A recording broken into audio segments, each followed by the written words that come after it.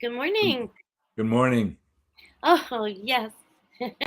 Very exciting. N- Oh, wait, you switched. You switched on me. Well, I'm hoping you're well. It's nice to see you. Welcome to our show. And Good to see you, welcome. Dr. Aaron.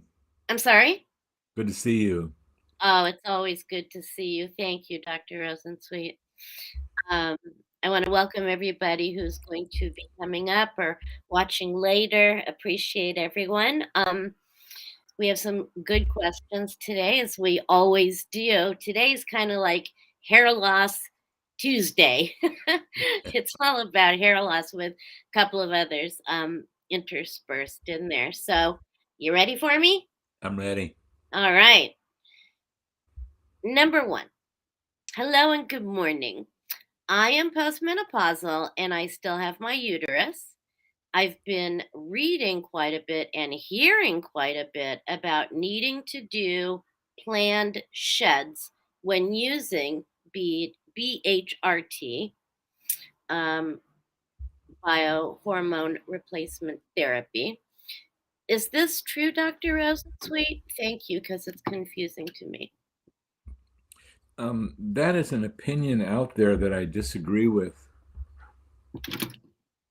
I've disagreed with it ever since I heard about it in the early 2000s. This was a protocol designed by an anthropologist, Interesting. not a medical person. It's not like she's not knowledgeable, but the belief was to really be a woman, you needed to keep menstruating. Right. And at one of the conferences that I was attending, we heard the medical doctor that was working with her declare what kind of dosages they were using. And I remember a female gynecologist in her 60s jumped up out of her chair, walked up to the mic and interrupted the lecture and said, "These dosages are too high." And she That was angry. calmly? She was angry.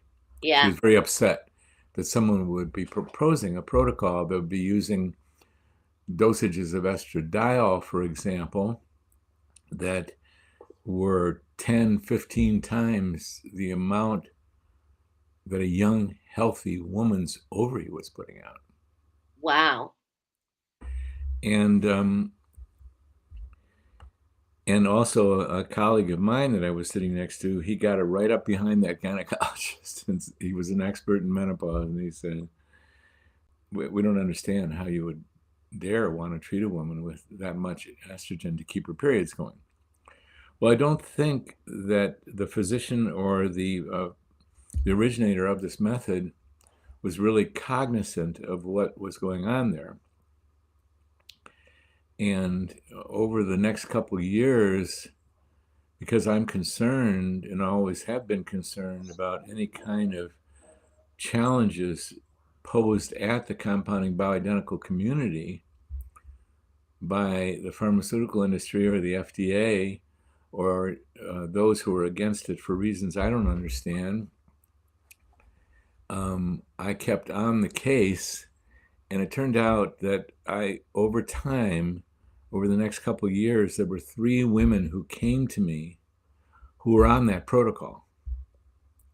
They were given doses of estrogen high enough to keep their period going. And they came to me, they weren't feeling well. And I think some women do feel well on it, but they weren't feeling well and they wanted to get off the protocol. And I said, bear with me for just a week. Let's test you before you come off the protocol so that we can see just how high these levels produce in your body. I know what you're applying to your skin. Let's see what's actually occurring in your body. And we did 24-hour urine hormone testing, which is gold standard to me, on these 3 women in the 3rd week of their cyclical taking of those hormones. And what we found out was that to sustain a menstrual period or get one to come back in a postmenopausal woman, it takes between 3 3 and 8 times the upper limit of normal, not the mid-range, not the average, the upper limit of normal of what's present in a 20 to 29-year-old woman's body who's regularly menstruating. 3 to 8 times the levels of estrogens. And I just didn't think that was the right thing to do. I very much want to be cautious. Any medical doctor grew up in a world where hormones needed to be respected, and there were mistakes made with hormones. For example, these hormones are the most powerful biochemicals in our body, and there's consequences of giving too much or too little. And so I wasn't the only one who was concerned about this. Right. And I met up with the originator of this particular method at a conference, and I just wanted to show her what was going on. And she did not want to accept or believe the results of a 24-hour urine, and she did not want to deal with me. And I said, well, look, if this is incorrect medicine, this puts a lot of people in jeopardy, including possibly the patients that you're working with. 3 to 8 times, giving a menopausal woman levels of estrogen that are 3 to 8 times the upper limit of normal of a young woman. And she was upset about being challenged, and actually sent letters from an attorney. So we've been on a saga. We tried to repair it with her years later, and it just never worked out. And this protocol, I believe, is still in existence. Now, hormones don't cause cancer, but there's concern there. I mean, when you give that much estradiol, which happens to stimulate the estrogen receptor site alpha, what happens to, in a young woman, create once a month increased breast glandular cells in preparation for possible lactation should she get pregnant. It was my opinion, and I was not the only one. There was a gynecologist at Princeton who published an article, a letter to the editor about the same thing. He pointed out that mitosis, cell division, is a very vulnerable time in a cell's life, and you want to be cautious in a midlife woman. It's a time for possible mutations. So he made the case that he recommended against keeping the period going. Now, having said that, and to this day, we teach, because I teach and mentor physicians and nurse practitioners, it's one of the main things I do, that they not give excessive dosages of estrogen. Like, for example, to keep that period going, compared to just what we treat with, well, you have to understand potency of estrogen. We use a formulation called biased, and it adds up, an average in my practice is 1.8 milligrams of estradiol equivalent per day. But the range is 0.8 to 2.6. That's the standard dosages for women in my practice.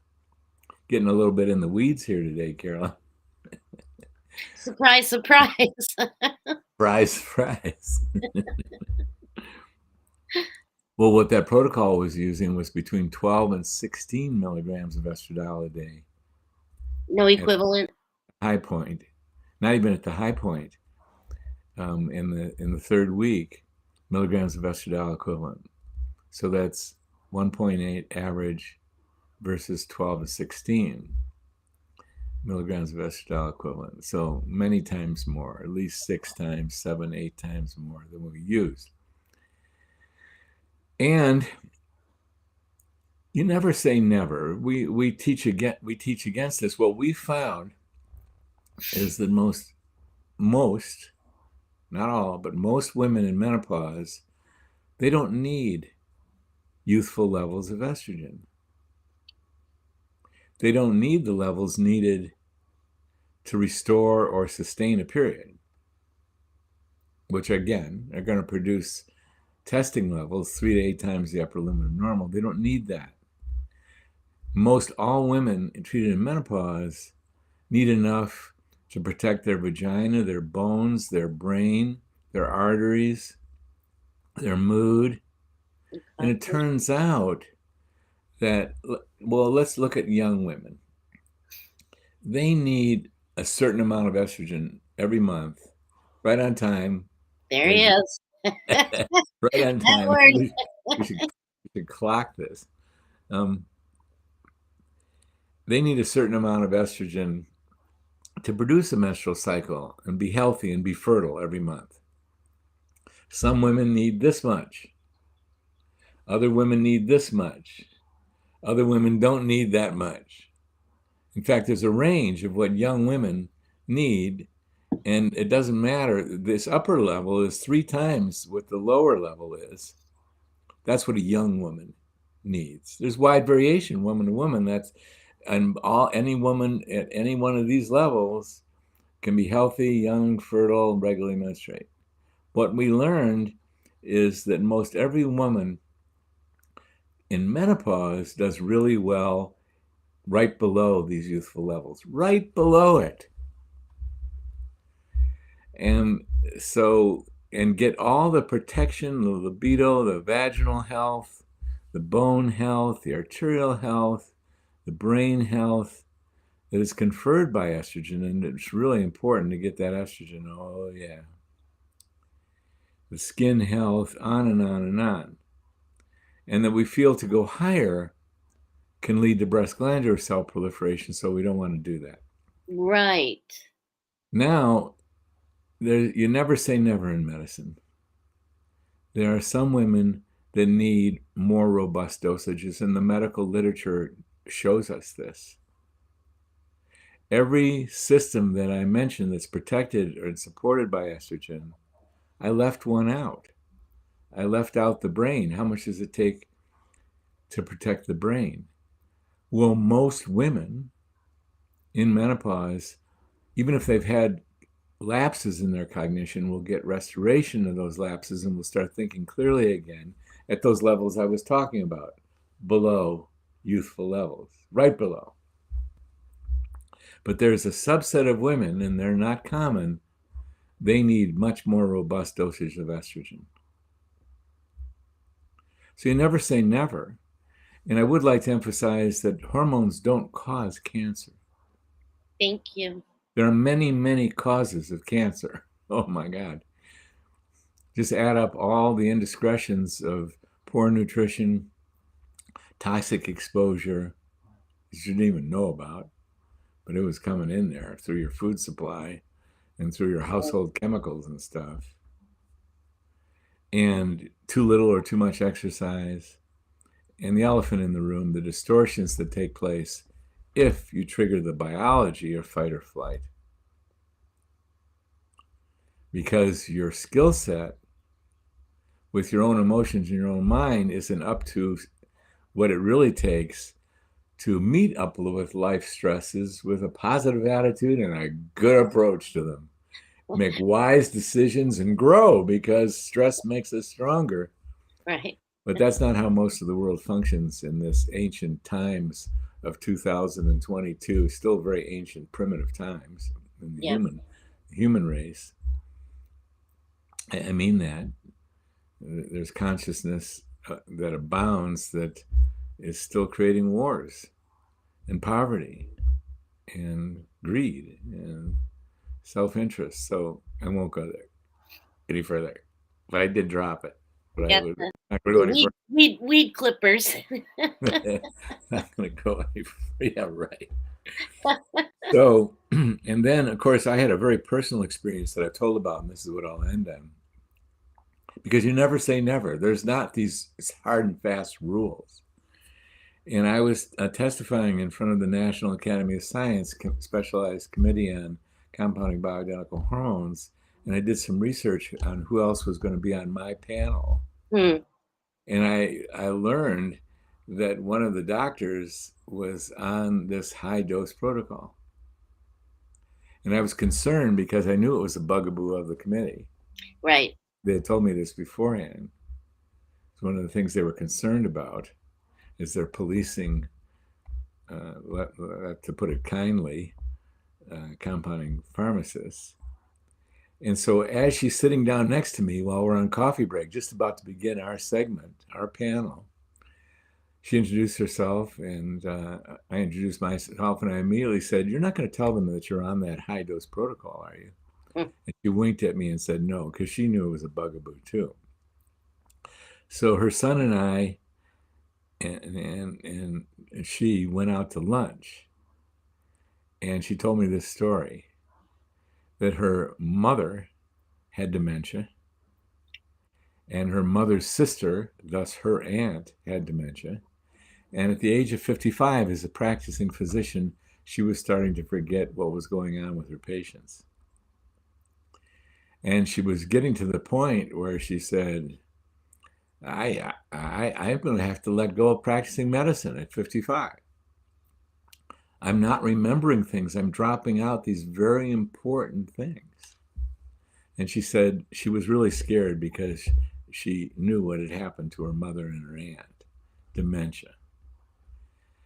And she had heard that there was benefits for the brain for estrogen. So she started taking estrogen. She was in menopause, and she cleared up a little bit. So she started taking a little more. She cleared up a little more. So she started taking a little more. And she took herself all the way to clearing up, to restoring her own normal cognitive function. And she got her period back. And at 65, when I met up with her, she was still menstruating, and she was clear as a bell. She was definitely as clear as I was. So you never say never. But as a general rule, we believe in copying nature. And we even believe for menopausal women, not copying youthful levels, 20 to 29-year-old levels of hormones. No. This is the range that young women have in their bloodstream coming out of their ovaries. And we learned that the vagina, the bones, most everything, the arteries can be protected beautifully.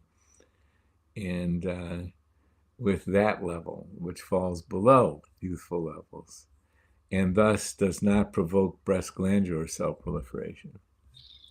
So, long answer, but that's how I feel. And I'm going to say to that person, I disagree entirely for most, but not all women. Yeah. And that's The the thing about that's the thing about treating women or men, is every single situation has to be individualized. We have very strong guidelines, and we've developed in the menopause method what we consider to be standard of care of treating women in menopause with compounded bioidentical hormones. And yet, you always have to individualize. And there's a lot of moving parts. So, although I disagree with that protocol for almost every woman, there are exceptions. right. And hormones do not cause cancer. And excessive hormones, excessive estrogen, can increase breast glandular cells, increase breast density, and that's a risk factor for breast cancer. So it's not entirely innocuous by increasing to those levels. It doesn't mean you're going to get increased breast density, which is not healthy for breasts, Right. Yeah. but it's going to be a risk factor for doing so. And Yeah. yeah, there we go. Uh, Wow. Well, thank you for you're that. I welcome. mean, just the two words, planned sheds, planning a shed, Well, um, what she's talking about is recreating an endometrial lining and shedding that endometrial lining, and that's known as menstruation. right. And again, what it takes hormone level wise, to reproduce that endometrial lining and get it to shed is very high levels. It's the math does not compute. In a young woman, you need this much range. In a menopausal woman, you need this much. I'm going way off the charts there. You need 3 to 8 times that upper limit of normal that young women have, 3 to 8 times to get that period to shed, to get that menstrual lining to shed, otherwise to menstruate. Got it. Well, I'm glad that this questioner asked the question, and certainly, appreciate the answer. You and I have visited this arena before, and I'm sure we will again. So thank you for that. I'll move on to question number two, where we start to get into our hair loss. I'm going to kind of shorten this. It's long, but good. This is a 57-year-old woman who has a history of breast cancer. She's very anxious about overdoing her BHRT. However, she lives in Denmark and states that there isn't any option for her to use pellets. Um, what her problem is, she's stating, is her continuous loss of hair. Generally, and especially at the sides and in her temple area and so on, for like the last 6 months. She's been self dosing 3 to 4 times weekly with estriol suppositories vaginally, zero point 0.5 milligrams is what she says, for 6 years. Um, she recently received 10 micrograms of Vagifem for low libido, uh, and also increased vaginal atrophy. Her private doctor said that she's okay to take 20 milligrams of DHEA and progesterone cream. She would like to take testosterone and estrogen locally, which I believe means topically, and stop the DHEA altogether. Again, she says her challenge is this hair loss. She doesn't understand why it's happening. She doesn't know what to do about it. And she's asking, if the hair loss is from the hormones, could that also be the answer to my low libido and vaginal atrophy? And I really don't know what to do, is what she's saying basically. And she's saying that your reply would be very much appreciated. And all it is pretty much that I just said.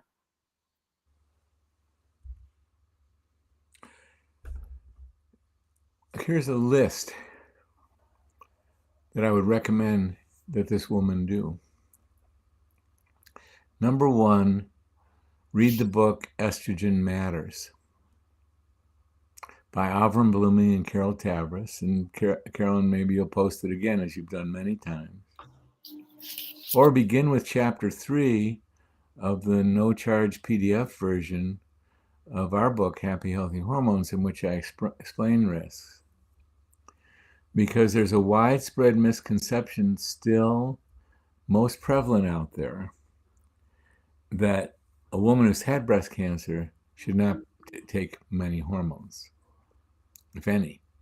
Yeah, I was going to say if any. And so what's being prescribed here is go-arounds. The Vagifem is not a bad idea, but it's not enough estrogen. It's 10 micrograms, which is 0.01 milligrams, when you're going to need to replenish decent levels, menopausal levels, not 0.01 milligrams. You're going to need anywhere from 0.8, which is quite a bit higher, it's 8 times as much, to 2.6 milligrams, not 0.01. So it's not, that's 0.8 is like 12 times the amount of 0.01. She's not on enough estrogen. And the workaround is we'll give her DHEA. And yet we have no control over what DHEA is going to become. Yes, it can translate ultimately into estrogen or testosterone. In women, it's more likely to translate into testosterone. Yes, there's benefits. And Oshie mentioned pellets. I'm definitely not an advocate of pellets. No way. You stick a dose in there and you're stuck with that dose for 2, 3 months. Yeah. And I have many, many objections to pellets, so that's lucky. And it brings us back to the issue of a woman must come to peace with her own beliefs, a woman who's had breast cancer, about whether it's okay to treat with hormones in an expert way and replenish levels that can do something or not. And women who have breast cancer have been frightened that estrogen causes cancer, and that's incorrect. That's wrong. It always has been wrong. Right. And no one explains it better than Doctors Blooming and Tavris in the book Estrogen Matters. And I recommend every woman who's ever had breast cancer read that book. You can start with chapter 3, in which I discuss a short view of what matters from Estrogen Matters, really. But Doctors Blooming and Tavris do a royal job. Because a woman, and here's what the science is, that for one thing, and it's always been so, the Women's Health Initiative, what was reported was falsely reported. Here's the science. Women who are treated with hormones in menopause are at less risk for breast cancer, heart attack, and stroke than women who are not treated with hormones. Women who've had breast cancer and have had that breast cancer properly treated have an increased relative risk of recurrence of that cancer than a young woman who's never had cancer has of getting cancer. However, if that woman who's had properly treated breast cancer is treated with hormones, she's at less risk for that recurrence than a woman who goes untreated with hormones. And what's being talked about there, because this is what the biggest study was about, is the use of horse urine-derived estrogen in a very funky molecule called Provera, medroxyprogesterone acetate. Now, cancer has causes. There's a lot of them. But hormones are not the cause. But it's so imperative that a woman who has breast cancer is at peace with that. Like in our method, our providers, some of them, are perfectly willing to treat women with breast cancer. However, one of the requirements is that that woman feels in her heart, yes or no, what's right for her. And we ask the women who had breast cancer to read Estrogen Matters before we even begin treatment, so they're at peace with it. Having said that because that's the first job, this woman has had breast cancer, the hormones that she's being supplied are sort of helter-skelter. And there's that 1 foot on the gas, 1 foot on the brake, 2 feet on the brake. So the dosages of essential hormones, estrogen, progesterone, testosterone, and DHEA, are not being given. Then here's step number 2. If a woman gets in her heart after reading Estrogen Matters that she's had breast cancer, regardless of what's being said, she just doesn't personally feel comfortable in treating with hormones, we always respect that. We never want a woman to be working against her own will.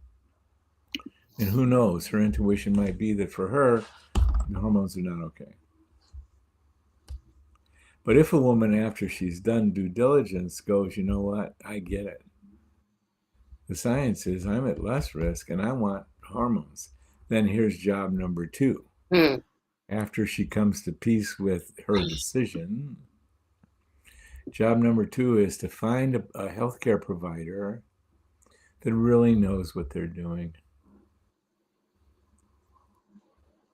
that has done special courses in treating women in menopause because we're taught zero about it in medical school and very little about it even in gynecology residencies. Menopause is tremendously underserved, and a lot because of that study, what falsely scared women and providers. So while other medical fields were differentiating into specialties, urology, orthopedic surgery, neurology, internal medicine, for very good reason. You can't get your arms around all medicine. No doctor can do everything. And it's better to become expert at one thing. And I'll tell you, any male who's ever needed a prostate procedure is going to want to go to a urologist who's done hundreds and hundreds of cases, had 5 years of training and Right. mentoring in a residency. Well, as all these different fields were differentiating into specialties, menopause took that body blow of that women's health initiative. That study committee falsely reported out. They never should have reported that out. There was a significant word in there called statistically insignificant increased risk. In science, that means draw no conclusions, folks. There is Right. no increase. We have not proven increased risk here.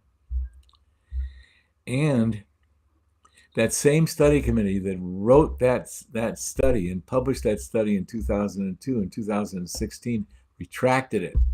They published a follow-up article in the same journal of American Medical Association saying that after 18 years of follow-up, there is no increased risk of breast cancer, heart attack, and stroke. In fact, there was reduced risk in women who were treated with hormones. And here that study was based on Premarin and Prempro. So, thank you.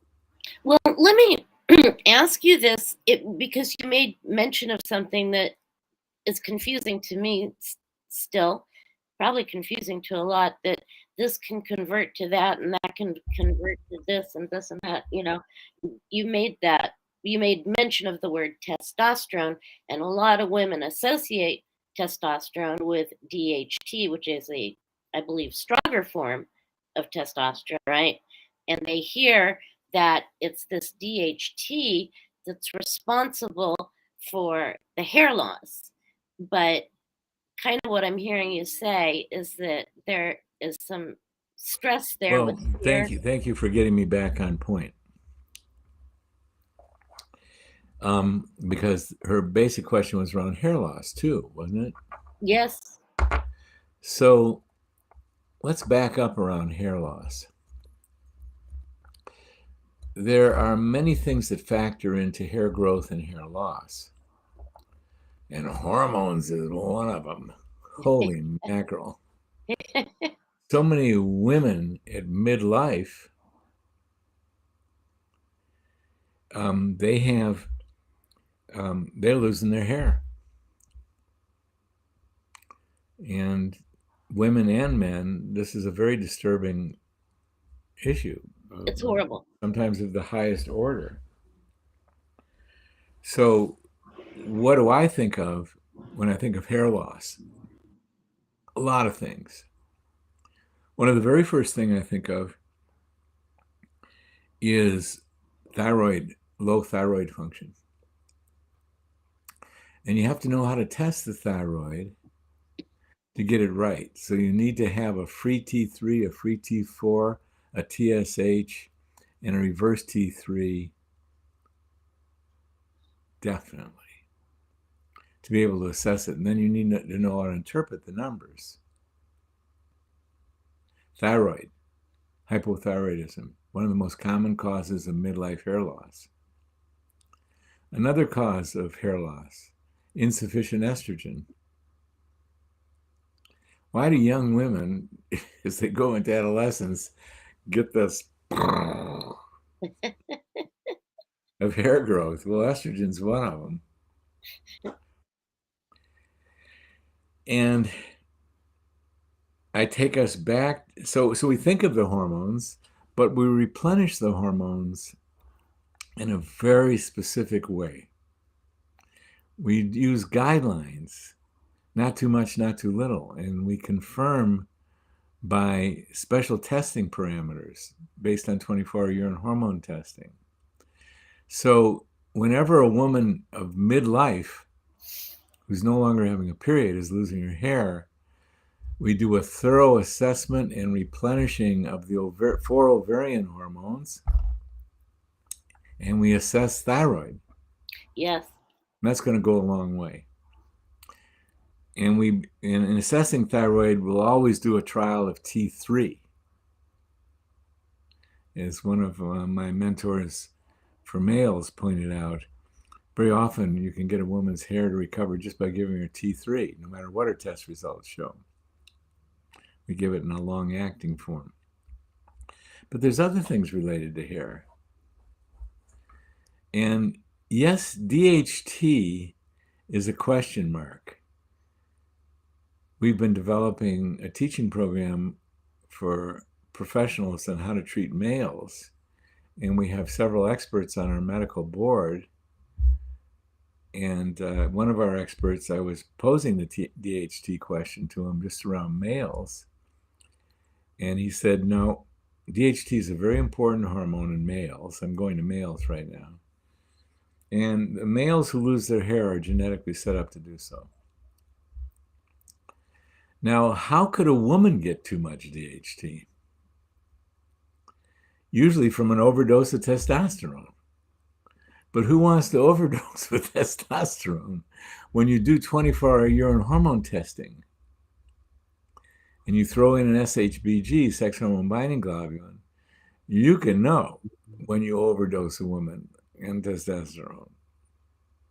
So we don't do it. So yes, if you overdose a woman with testosterone, you're going to produce an excessive amount of DHT. And DHT does affect the hair follicles. That was going to be You could rule that out, but I don't know what dose of testosterone this woman was on, but someone would have to be not really understanding how to treat properly with testosterone. And so this woman faces the same challenge in a different way. Should she be at peace with being treated with hormones after having breast cancer, then her number one job becomes finding someone who really knows what they're doing. They're not going to throw you into excessive DHT. They're not going to want to give you excessive testosterone. These hormones are the most powerful things in your biochemicals in your body. And we know the right amount is great. And excessive amounts put a woman at risk, put a man at risk for all kinds of things. So and you now can there are feel it. other causes of hair loss. And for one thing, there's issues of stress. Mm-hmm. Oh my God. So many people have lost their hair during stress. And what's the mechanics of that? I don't know the exact biochemistry of it, but it sure happens. And it can even happen after the stress is passed. You know, someone goes through 3 major stresses and they're doing fine, and then all the stresses are in the past, and they start losing their hair because it's an aftershock thing. It took all the stress to build up the problems that eventually led to the hair loss. I recommend, if balancing the hormones by an expert and including thyroid in that, an expert in thyroid. When our longest training program of our 16 hours of training for physicians and nurse practitioners and prescribing compounding pharmacists is the thyroid section, because we know how important it is. If the hormones fail to stop the hair loss, we turn to other things, like hair is constantly being replenished, of course. And what it takes to grow new hair is what hair is made out of. So what's it made out of? Protein and minerals. So it doesn't matter. You can be eating the very best diet in the world, but by midlife, you might not be digesting that diet.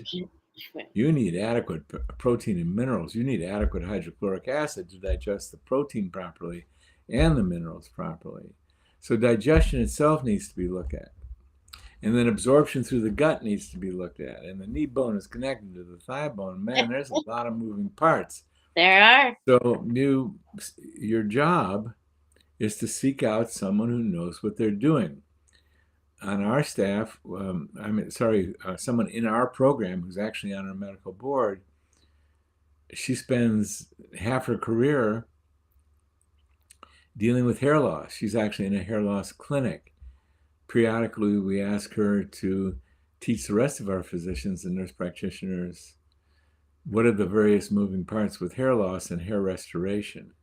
So if the basics don't do it, and a lot of hair loss can be stopped and regrowth can happen by addressing the hormones, including thyroid, the stress, the gut, digestion, the gut. And if you don't, get thee to a specialist because they exist. Our particular specialist is in New York State. Whoopee. But you do it. You do a telemedicine consult with someone to find out, and you take the steps. There's always reasons for things. Always. They may not be clear, they may be challenging to investigate and uncover, but stay the course and get to experts, get to people who are experts with hormones. Here, go shopping. And so one of the ways to go shopping is read our book, Happy Healthy Hormones. You can download it for no charge from Carolyn's Facebook page. And you're going to learn what standard of practice is, in my humble opinion, not so humble, what standard of practice is, and then you got to go find someone who's doing that. Right. Connect with us. We may have a provider that we've trained in your state. But that's your job. So she's got several phases. They're all doable. Things take time. Get them right. Yes. Clear your mind and heart about what's right for you around hormone taking, period. And if you feel good about it, your next job boils down to going shopping till you find a provider in your state that is excellent in treating women in menopause with compounded bioidentical hormones. And my God, all you need is one in your state because telemedicine allows you to do everything by video conference these days, by Zoom or whatever. It's pretty amazing. You have to visit your provider once a year in person, but we've had people fly in from Europe. We've had people fly in from other states. So yeah, this I question would was like to, from Denmark. Yes, I would like to, unless there's more to that question that I've left out, I would like to deal with that question that came up by that Facebook user. I know which one. I bet. Right. Door number 1, door number 2. So Yeah. is it the why biased? Yes, please. What I thought. Why biased? Why would we need a pregnancy hormone? Well, biased is not a pregnancy hormone. Or I'm not being entirely accurate about that. A young woman's ovaries produces 3 estrogens. Estradiol, that's the most potent of the estrogens that comes out of the ovary. And a second one called estrone, that's about 80% as potent as estradiol. And a third one called estriol, that's about 1/8 as potent. 3 hormones come out of the ovary. And in a young menstruating woman, there's more estriol, the weakest of the 3, than there is the sum of the 2 most potent estrogens, estrone and estradiol. I explain this in great detail in the book, Mm-hmm. Happy Healthy Hormones. all these estrogens skyrocket in pregnancy. So there's super high levels of estradiol in pregnancy, but there's higher levels of estradiol as well. But let's forget about pregnancy. Let's go back to the young menstruating woman. Young women have on an average 1.2 times as much estriol as they have the sum of estrone and estradiol. And that's seen on 24-hour urine hormone testing. And this was first discovered by 24-hour urine hormone testing in the late 1960s. And that particular doctor came up with 1.3 times as much estriol on the average as the sum of estrone and estradiol in young, healthy menstruating women. I was commissioned to repeat that study about 10 years ago. And I interviewed 600 women, 600 nursing students, because they were going to comply with the whole testing procedure. And out of that, 100 had regular menstrual periods. 1 in 6 had regular menstrual periods. Of Wow. course, this is a highly stressed cohort here. Yeah. Nursing school is not easy. No. And we came up with 1.1. These young, healthy women, basically healthy, had 1.1 times as much estriol as the sum of estrone and estradiol. So that's why I say that estriol is not just a pregnancy hormone. And yes, estriol skyrockets during pregnancy, as does progesterone, as do the other estrogens. And why do we do this? We copy nature. So when Dr. Jonathan Wright, a pioneer in this work, an amazing human being, suggested in the early 80s that instead of treating women with horse urine-derived estrogens, why didn't we use the same molecule that is derived from plants that the human ovary produces? Thus was born bioidentical hormones. Well, there was also a pharmacist, Jim Hernser, Oh, who proposed this in the early 80s too, totally independent of Dr. Wright. And Dr. Wright, he knew about this work of this oncologist, Dr. Henry Lemon, who had done 24-hour urine hormone testing and found that there was more estriol. He said, why don't we just copy nature? So he first proposed triest, but learned that biest, a combination of estriol and estradiol, was going to replicate, when you did 24-hour urines, the pattern that young women had, not the amounts. Dr. Wright never suggested replenish hormone levels to the level of the youthful levels. He just said, let's do the balance. There must be a reason for it, and why invent a new woman? So he proposed biased. In fact, the bias that's most commonly started off with is 80% estriol, 20% estradiol, 4 times as much estriol. And why that was chosen, because in most, and not all women, when you do a 24-hour urine on a woman that you're treating with 80% estriol, 20% estradiol, you're going to replicate the pattern where there's at least 1.3 plus or minus the times the sum of estriol times the sum of estrone and estradiol. You're going to copy nature. And just to add icing to the cake, anyone doing cake and icing these days? with ice cream only, yes. Dr. Wright proposed this in the early 1980s and deployed it, actually began treating women with biest and triest in the early 1980s. There was no knowledge about estrogen receptor sites. That happened in the 90s. And what did they learn? That there were 2 phases to a young woman's menstrual cycle.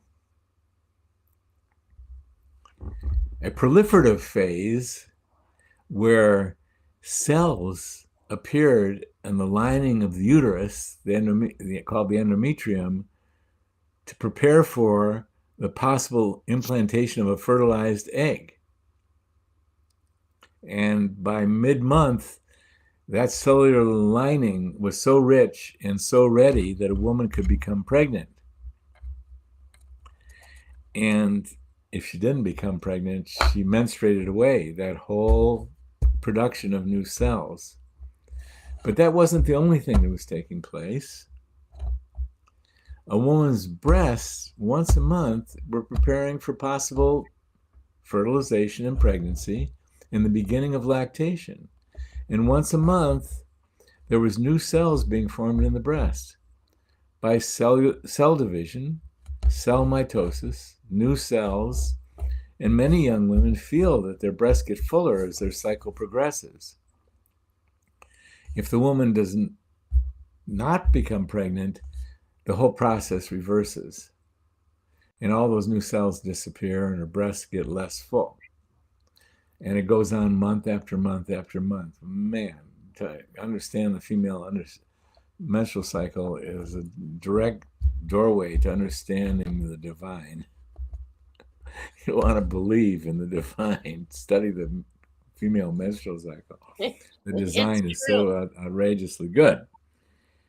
So what we learned what science learned in the 1990s was that whole proliferative phase was stimulated, inspired by a specialized estrogen receptor site present in the uterus and the breasts and in almost every cell in the body. And they named that proliferative receptor site estrogen receptor site alpha. And if a woman did not get pregnant, the whole reversal process, the deproliferation, including the disappearance of the additional breast glandular cells once a month, was guided by a different receptor site. And that was estrogen receptor site beta, they named it. And what they discovered that the principal estrogen that inspired proliferation was estradiol. Its interaction with estrogen receptor site alpha was the deep inspiration metabolically to proliferation of the uterine lining and the breast glandular cells. And what they discovered, the prime mover of estrogen receptor site beta, thus deproliferation, was estriol. Right. We didn't even know the reason until 15 years after Dr. Wright followed the science done by an oncologist at the University of Nebraska, Dr. Henry Lemon, who found that young healthy women had more estriol than they had the sum of estrone and estradiol, and women with breast cancer commonly had less estriol. So that's why we use biased. Got it. Well, thank you. So it's not just a pregnancy hormone, and That's right. It's a young woman's natural hormone who's menstruating, and we use 4 times as much estriol, at least starting off with all women. Most women stay with 4 times as much. right. Women get a little less estriol because we want to emphasize deproliferation. And more than that, we don't want to invent a new woman. Right. We want to copy nature and produce results that turn out that the estrogen profile in a 24-hour urine in a woman that we're treating in menopause looks similar to what a young woman's distribution of estradiol and estriol is. Got it. So, if I may, with the few minutes we have left, combine uh, these two. I think it's doable. The hair follicles, are they just done for? Like once you start losing your hair. Let me answer that question. Done for. This is one of the most profound things I've ever learned as a physician. There ain't no such thing. Oh, huh? Healing is possible. And there isn't a condition on earth,